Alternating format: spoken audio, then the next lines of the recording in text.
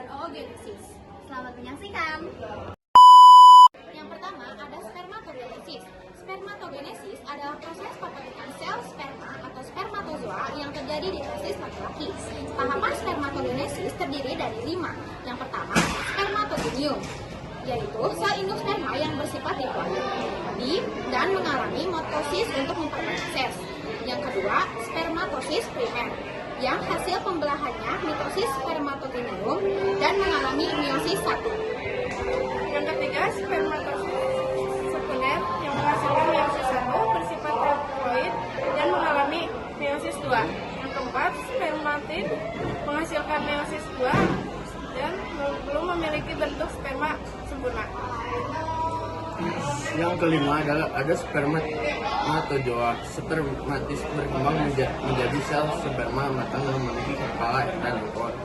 Hasil akhir adalah satu spermatosis primer menghasilkan 4 sel sperma matang. Kedua, ada oogenesis. Oogenesis adalah proses pembentukan sel telur yang terjadi di ovarium perempuan. Tahapan oogenesis diantaranya, yang pertama, oogonium, 2N, yaitu sel induk telur yang bersifat diploid yang mengalami mitosis. Yang kedua, oosit primer atau 2N, yaitu hasil mitosis oogonium yang mengalami meiosis 1.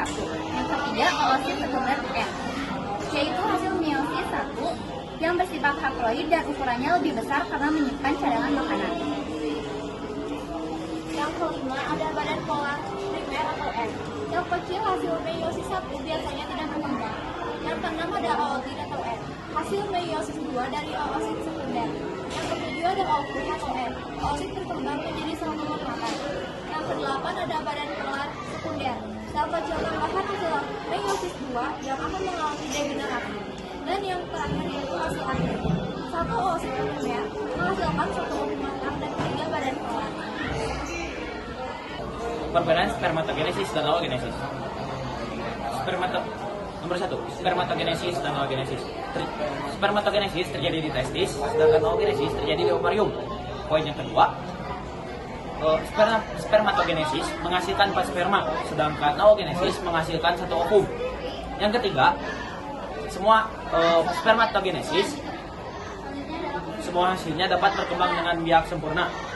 Nomor oogenesis ada bahan polar yang tidak bisa berkembang.